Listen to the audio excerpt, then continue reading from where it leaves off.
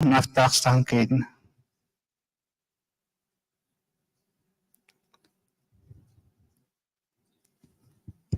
سمع له دي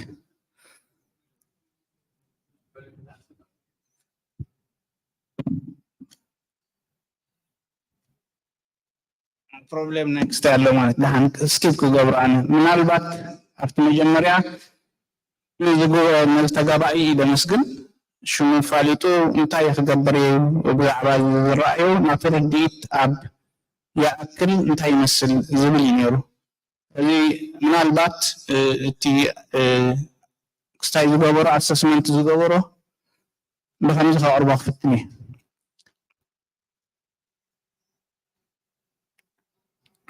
ኣብቲ መጀመርያ እቲ ርድኢቱ ብዛዕባ ይኣክል ካልኣይ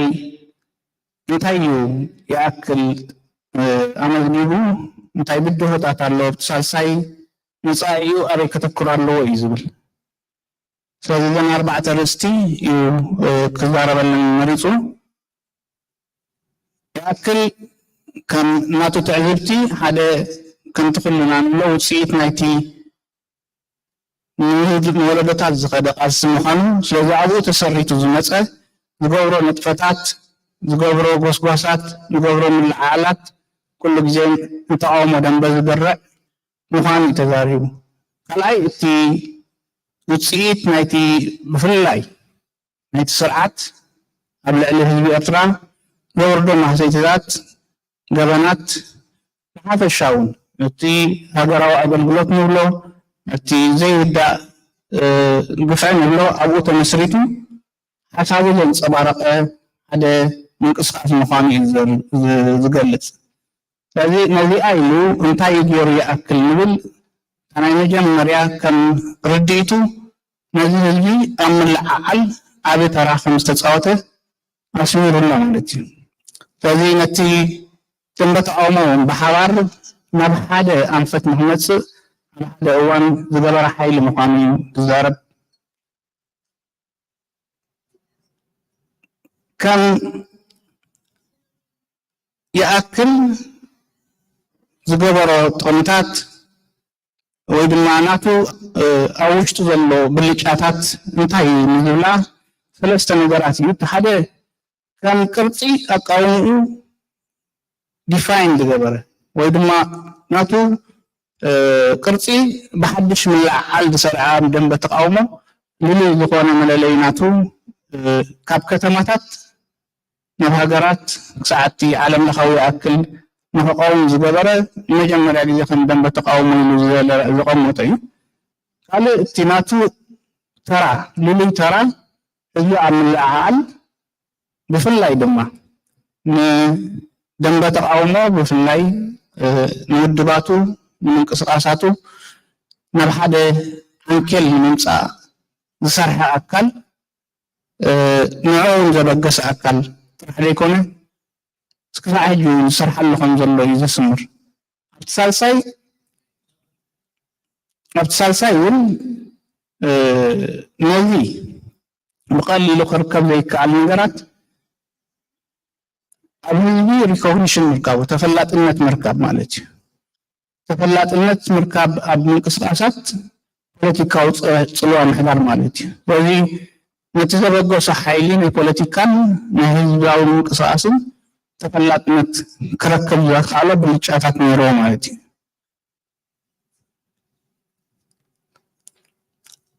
ስለዚ ነዚአን በዚአን እንታይ ተዓዊቱ ይኣክል ኢሉ ዘቐመጠን ሰለስተ ነጥብታት እየን። ኣብ ሰለስቲአን ከዓ ሓደ ኣብቲ ፖለቲካዊ መድያቱ ካልኣይ ኣብቲ ሰብኣዊ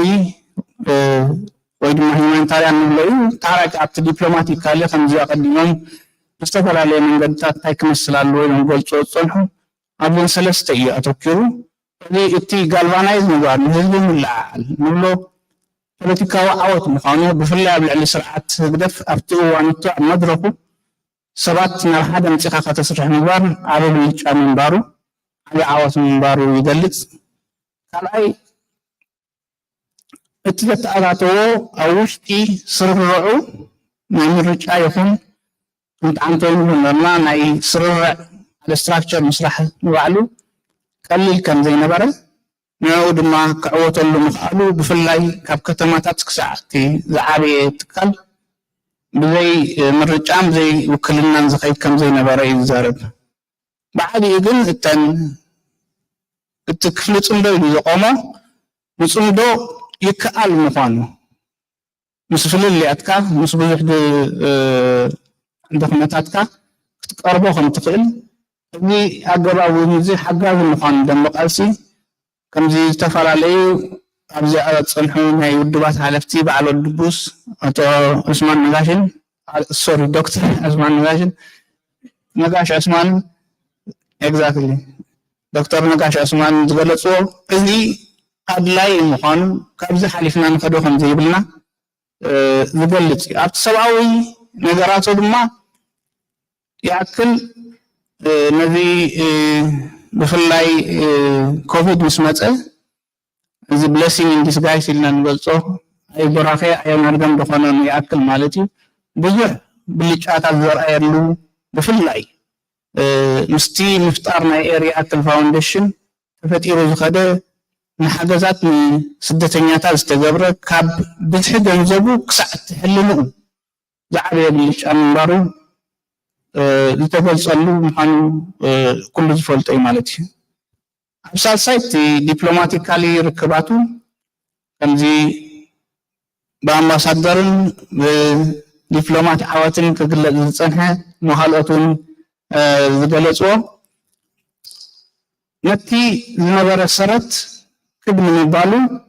ምናልባት ኣብ ግሉፅ ኣይረኣይን ይኸውን ስእልታት ኣይህልዎን ይኸውን ይኣክል ወይ ምስ ኣምባሳደራት ኣይሰኣልን ይኸውን ናይ ዝተፈላለዩ ክስታያት ግን ዝገብሮ ዘሎ ርክባቱ ካብቲ መሰረት ድልድል ዝበለ ክዓቢ ዝኽእልን እንቋሕቋሕታ ዘለዎን ርድኢት ዘለዎን እሞ ከዓ ከምቲ ሓንቶይ ኣምባሳደር ድብሎ ነበረ መፅናዕቲ ዘለዎን እንዳኾነ ይኸይድ ከም ዘሎ እዚ ኣብ ውሽጢ ሓፂር ዓመታት ዝመፀ ተመክሮ ብፍላይ ድማ ምስቶም ሰባት ኣረኣእካ ካብ ዜሮ ዲፕሎማሲ ናብ ሓደ ንቡር ዲፕሎማሲ ከተምፅእ ቀሊል ከም ዘይኮነ ኩልና ክንግንዘብ ንኽእል ማለት እዩ ብድኾታት ናይ ይኣክል ብሓፈሻ ብዙሓት እዮም ግን ካብቶም ሱ ዝጠቐሶም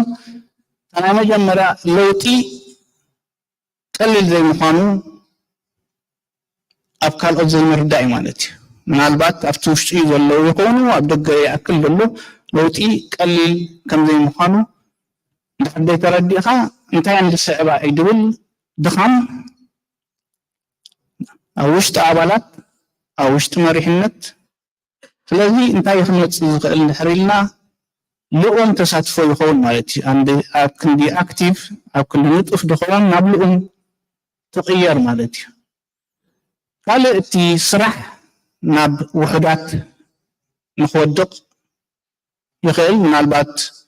ኣብ ዝኾነ ምንቅስቃሳት ከምኡ ክንብል ንኽእል ይኣክል ግን ምስቲ ዝስፍሑ ኣብ ውሕዳት ዝወደቐሉ ነገራት ኣለዎ ዝብል ትዕዝብቲ ኣለዎ ማለት እዩ ካልእ እቲ ፍልልያት ዘምፅኦ ፍራስትሬሽን ማለት እዩ ፍልልያት ዘምፅኦ ነንሕድሕድካ ምጉናፅ ኣሎ ምናልባት ናይ ኣይድያ ክኸውን ናይ ሓሳብ ክኸውን ይኽእል ናይ ባህሪ ክኸውን ይኽእል ናይ ካልእ እውን ክኸውን ስለ ዝኽእል ነዚ ከም ሓደ ብድሆ ይደቐምጦ ብዓብዩ ናይ ጎስጓስ ሽግራት ከም ዝነበሩ ይኣክል ብብዙሕ መንገዲ ይዛረበሉ ንሱ ድማ ሰሚናራት ክትህብ ዝግባእካ ምናልባት ኣብ ሰሜን ኣሜሪካ ብኣካል ብዙሕ ግዜ ተራኸብሉ ነገራት ኣሎ ምናልባት ናይ ኤውሮጳ ንመጀመርያ ግዜ ከምዚ ኢልና ንረኸብ ኣለና ምናልባት ኣብ ሃገራት ዝግበር ኣሎ ምውፃእ ግን ናይ ይኣክል ምስቲ ስፍሑ እዚ ሰሚናራት እዚ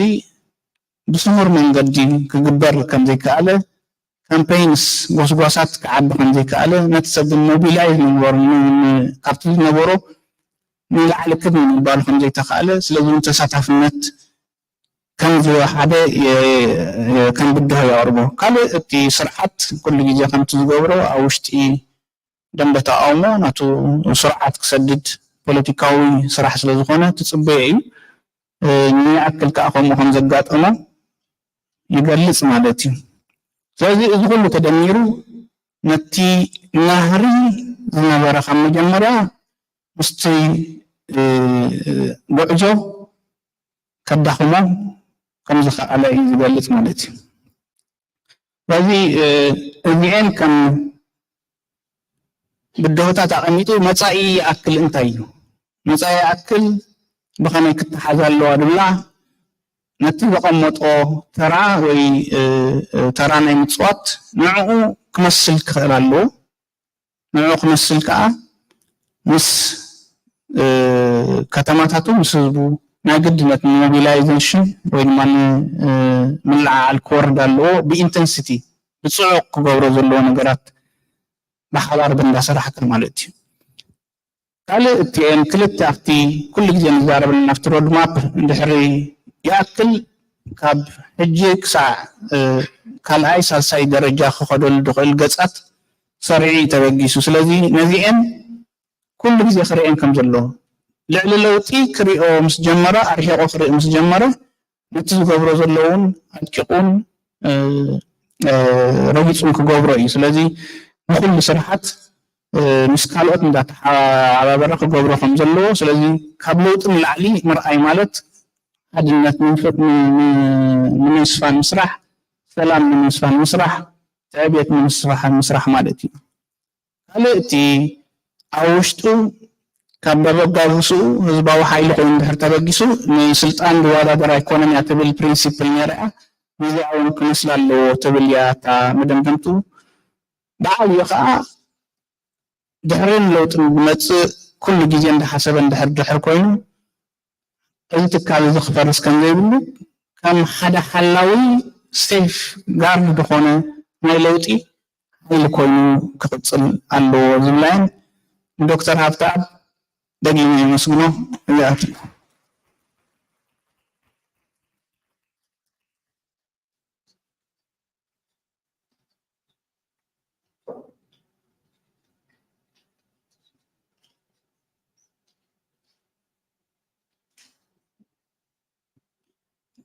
ምናልባት ጣቂት ክንማቀለና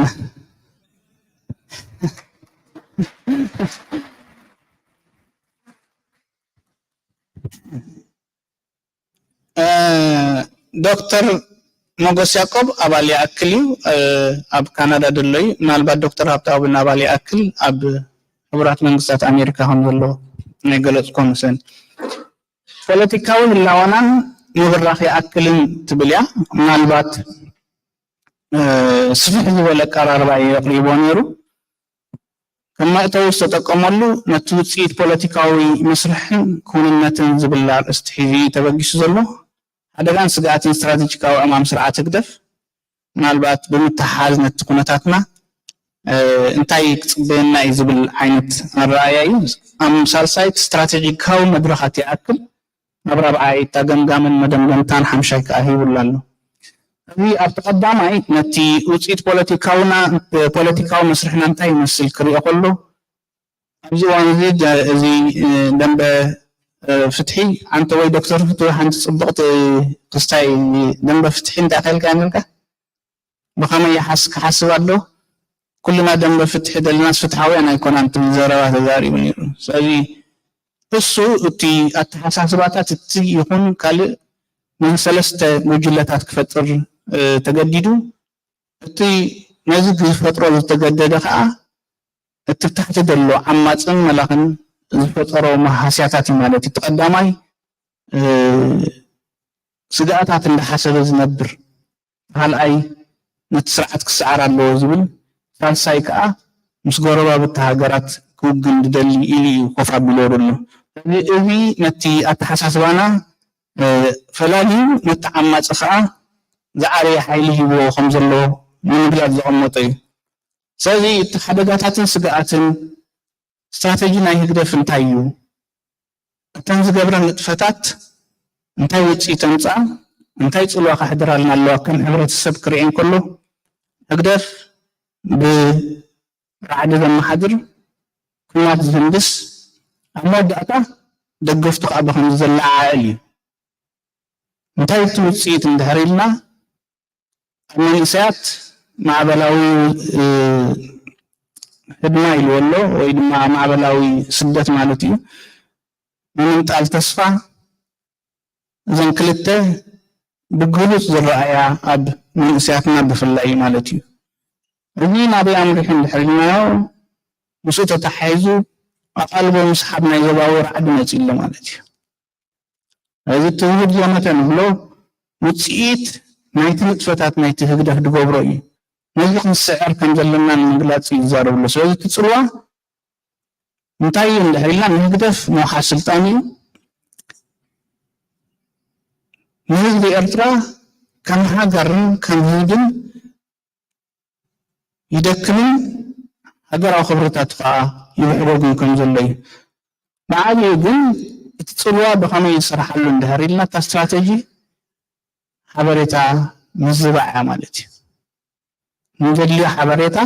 ከመይ ገይሩ መስርዒ የውፅኦ ዝፈልጥ ስርዓት ምዃኑ ይደቐምጥ ስለዚ ክንብድሆ ዝፅበየና ዘሎ ኣባና እንታይ እዩ ናይ ብሓቂ ከዓ ነዚ ክንስዕር እንተኾንና ነዚአን ክንምልከተን ኣለና እዩ ዝቐመጠን ሓያልን መላኽን ኣማፂ ስርዓት ከም ዘሎ እዩ ካልእ እዚ ሓያልን መላኽን ኣማፂ ስርዓት ንኩነታት ሕብረተሰብና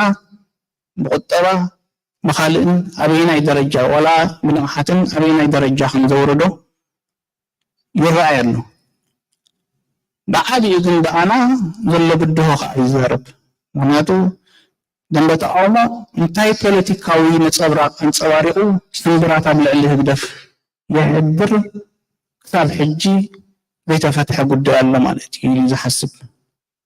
ኣብ መወዳእታ ክንብድሆ መፂኡ ዘሎ ከዓ ምድርን ቁጣዕን መንእስያት ብፍላይ ኣብ ፖለቲካዊ ራእይ ክለብስ ንምግባሩ ዘሎ ዓብ ብድሆ እዩ ማለት እዩ ነዚ ርዩ ምናልባት መታና መወዳእታ يأكل حاسب الدي حسب النفط يختار ديسكشن سيورد خون تسفى قبل قل استراتيجيكا مدرخات يأكل كنتاي مسل نيرو نظام بدوها تحت زيوم زقلتنا يمك نيرو دي رأي زبل نقرات يقمد لله افتقداماي ترنافة نموحس هذا مدرخي فتيرو يأكل يدولو افتقالاي هقرا وحايل المفتار هذا مدرخي فتيرو أبتدال ساي نتسرعات من هلايو أبتراس رابعين خمسين متكال مستقاقر نيستن موحاس سلام الديمقراسي من البات أفت دكتور حبت عبدالله النبرة بقال خفالات نفت مودات أزمتا إما ساسل مالتي سلازي سيدي خدقس كله يأكل من البات كابري فوق دي تمتنيرو ولا خب ربع احتياري تمتنيرو كبر حالنا خلهون مناتو زلنا هرتات متحرينه استراتيجي تكنيك تو اوبريشن زوها هذا المدرحات كي تفتر كمسترف يزارب دكتور نغس وتصيب نايزي ولا نزن دلين دلنا محبراو فتحي ديمقراسي سلام من الرجاء انتخونا تا كان دي حمارت ابتا فرنافة organization تبل أمس نعتو أتوكل الجارة بالله مالتي الذي إذن سلسة ذي المدرخات وإذن سلسة ذي principles هذا صلاعي دبلوماسي صندو دميتو في صرح الله أرنكاو تسيتاتي لون نذين سلامين تاين كما يرفق على ما خوينين صراخ حبر عزيز الخيلاء إلو حدث فليخان هدف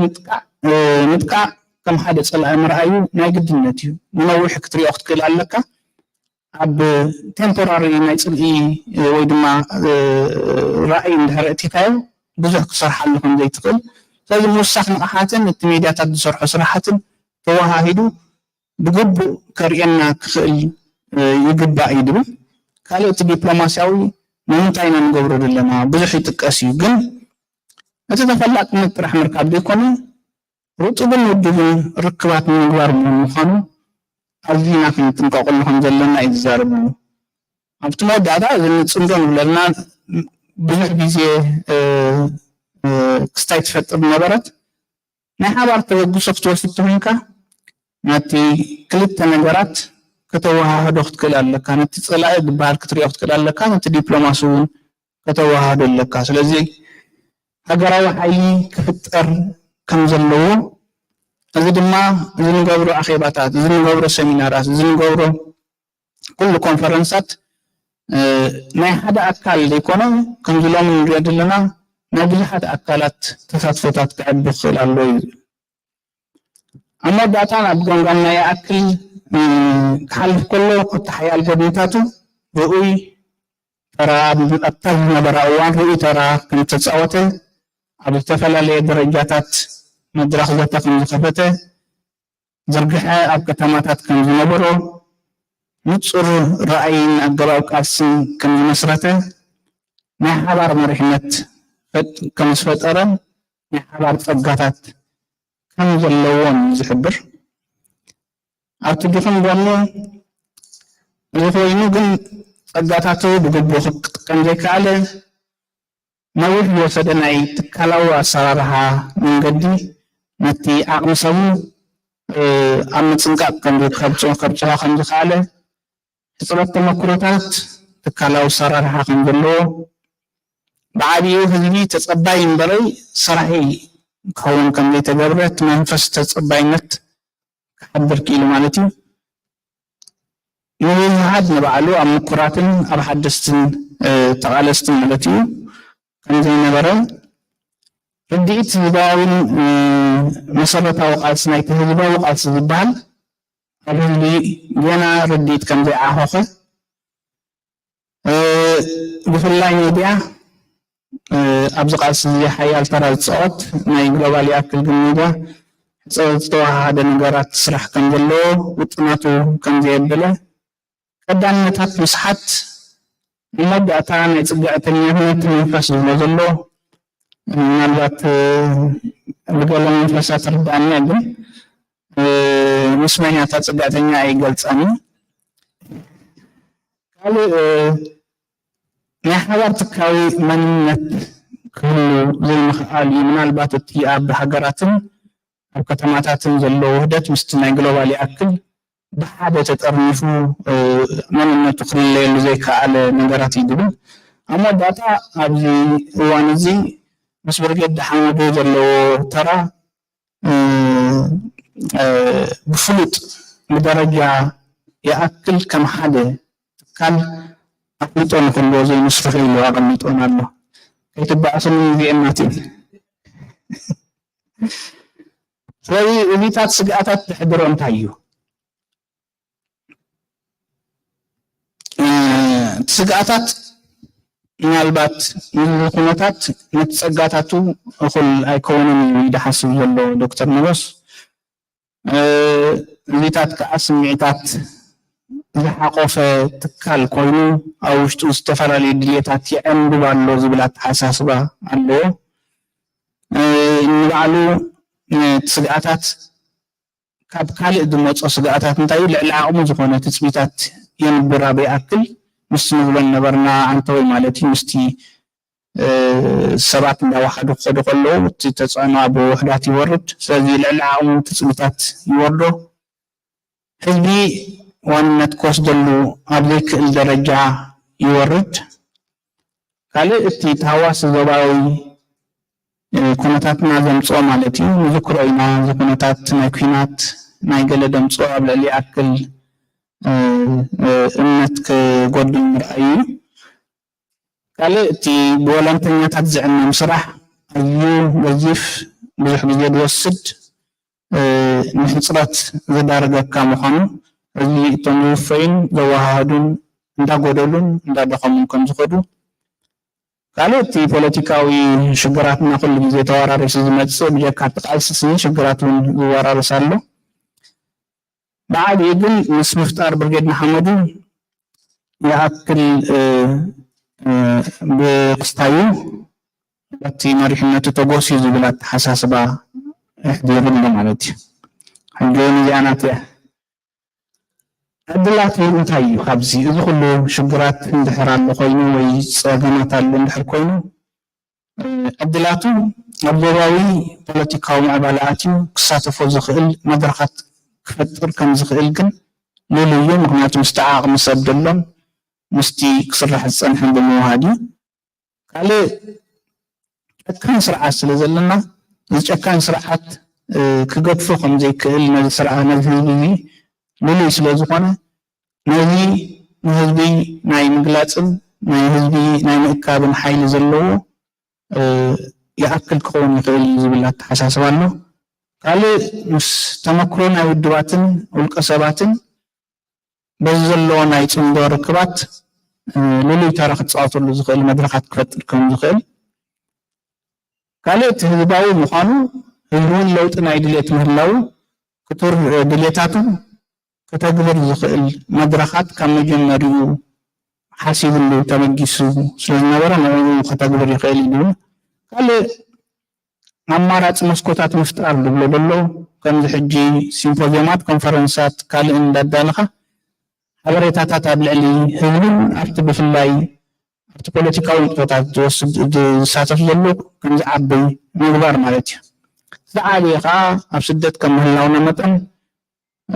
لالتي هزبناها من كاساس لالتي هزبناها من راخبولو نخيل أقبابات سلزلو نعو تتكينا ركباتنا عدللنا نتي صرحات كن صرحان مبالي من البات حصر الولاد عيون من قصاص مزت تحيزو بخميت كان وانا اللون دبل هذا يأكل كما حدر خلالو بعد يقع كما حدر كن خلالنا تي ندي أدلنا بوليتيكا وكايداتنا تعاوم دنبه القرصي قليهاتي كسرح زي كعلى قليه القرص زي أتوصل زخنة كان قرص غير كسرح السنحنا استمكروا تتكلم كما حدن خل الله زبالله تحساس باي كالتي الدبلوماسية من قدتات يخرج جل من قدتات زي تتركنا بنتصورن بودبن كسرح الله قبر كان زخل بنمان نزين كجبر الله يدين قالت نورح عام سبا اللون لحد بهالكون يأكل كابن علي كبرخو بيح صح لكم جلو بعد يجن حبريتان من مسرح ناي يأكل سرح كون اللوز بالتحساس ويدلو منياتو اتي هاقراور الحم وحاس حدقاتاتنا موقاد كبرتاتنا من لاس بهال بذن قدتات كستلاسة لفعلي نمودعتا بسينا كيماكم خوني نمودعتا بحق أسحاس واللي جلو قلنا جتات من التدوار كان يأكل مجمرة بقعات اللي نديلو تتكل نلحق من قجع نفسه حتى اللو بخلا يدحرز حمشت عامت تنحط نجي أحتوى كون متأخر على المجمرة قالوا نتايف لي أمارات تتحيثنا إنا نقرب لنا حج ምናልባት ትማሊ ሎሚ ቦምበር ይገልጾ ነይሩ መስለኒ እዚ መድረኽ እዚ ተበጢሩ ዘሎ ናብቲ ዝሓሸ መድረኽ ካብቲ ክንከዶ ዝፀናሕና ናብ ዝሓሸ መድረኽ ብኸመይ ክኸይድ ይብል ነዚአን ቅድሚ ምምጋቱ ነዚአን ሕቶታት ሳልሰይቲ ዘረኣ ህዝብኻ ከመይ ይጥምተና ኣሎ ማዕና ከም ይኣክልን ከም ምንቅስቃስን እዚአን ሓቲቱ መልሲ ረኺቡ نادي خلأي جاتو كلجاسي جبا زين حتى تاتيو مدن جنتو دادي لازم يجلو عادين نتنكلت تنجر كما تقول المنجلنا مسؤول خيد من سكر كما هو البلو تمتحنا أنا وش تبلي تفتحي تر تخيل للناس عادين عطاتو ما يخنا وجد كل نحاسب لنا لما قال أيتي نستتك أول جمعة يجلو كما يركع نقدمي تمسو مرحلة تبقى بعد يقع نتعجر وخبرتاتو تلا بصوبل لأن مسألة حيان قيد الله نقرات لي أكليلو أرمت الله دقينا من دكتور نقص مثل الجزاون هذه مسؤولة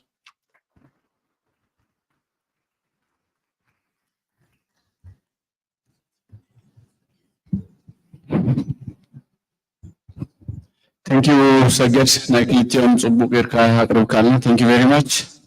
ጠሚና ዶ ሃገይ ኣምባሻን ቅጫን የደል ነይሩ ሞ መተካታ ናይ ምሳህና ኣይኮነን ከም ፈርስት ኤድ ይቀሪቡ ከምኡ ጌርኩም ሰድዎ ንቕጻል አባላት ያክል ዴንማርክ ሰርፕራይዝ አለና ይብሉ ለሞ እንታይ ሰርፕራይዝ አይፈለጥኩን ግን አባላት ዴንማርክ ያክል ዴንማርክ ናብ ቅድሚት ክትመጹ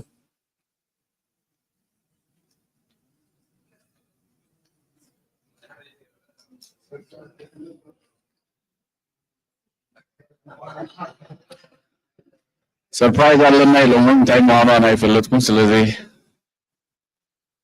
you guys okay thank you ክብረት ሃይማ يعني انا اولات ياكل دنماركنا تايم اولات بلغن حمدي مالسي زي احنا بدنا نشتغل ነገር አይቆንም appreciation ማለት هذا طبعا مرتب زغዛ تبع اجوان وسو تبع سبنتي مع አባላት በርገን ሐመድህን በወራ ምትሕደዳር كل سنوات ማለት ወላዲ بفهم كوين أبو دورة بجح مثلا خلات بنسيه جماعة خلنا لمو أنا وين كم موجود سلطة هنا اشترينا جانا appreciation certificate دي ولا نهايتي لازم خدمة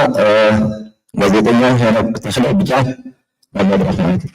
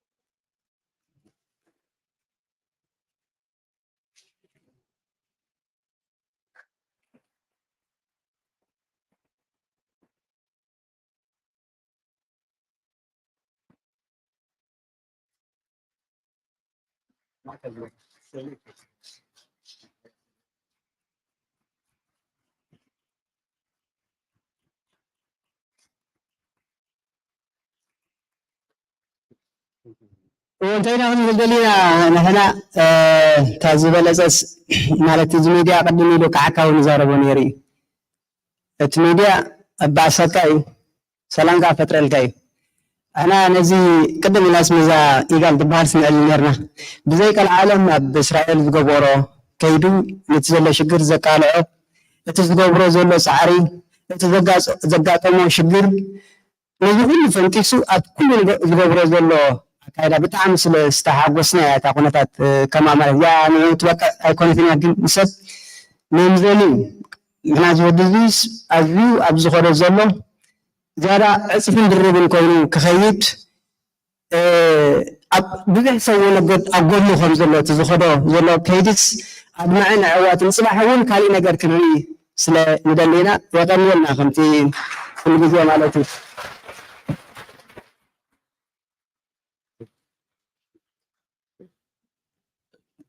كنا راح نسوي السبت قايم خالص بتاعنا إذا مسجن اليوم عاد له هوات عبارات كل يوم آلات بالجد محمود يوم كام عادتي لذي بقى صالوين مرافقينا بتاعنا يسيلني I don't know مالت يجبعني دي يجبعني ما يفلني يقول كم يكون مرة عفرت كونين سارفايز كم يقولكم أي كابل بيجا مسكينكم أبتي لحالة فجيزون أبغوني هم يكون بمرة لكل جزء تحبوا ذنيهم زي قال سخانة حوارك ألسيم كم زيلنا أبزي بحوار أب ميلان ميلان حدث لني أبكال أجات أم هذا حنسا كم يقولي أمن سلذي يأكل كأبزي أجات أمن تايو زي مايكروفون هي أخذناه تي كالسي مس بلغنا حمودين يأكل زلو مهنات كل تي معيولي يأكل نيرو بلغنا حمود خا يأكل معيولي سلازي تموكوتات زوار رسول من قدي كفتر كخيل الله كومون دحل أخوين من الواش اتزلو متفنان ኩላትና ንሪኦ ሓቂ ኣሎ ምትፍናን ኣሎ ስለዚ ናይቲ ምትፍናን ጠንቂ ብዝግባእ ኣለሊኻ ክንዲ ተመላልኣቲ ዝኾነሉ መንገዲ ኣይ ቲንክ ይኣክል ታራ ክፃወት ኣለዎ ዝብል እምነት ኣለኒ እሞ ኣብዚኻ ኩልኩም ቶም መራሕትና ይኣክል ኣለኹም ስለዚ ነዚ ወይም ክትሓስብሉ የብል ግን ደጊሙ ይቐኒለን ብጣዕሚ ዘመስግን ንኩልኩም ኣብ ዝገዛእኩም ቴንክ ዩ ቨሪ ማች ቴንክ ዩ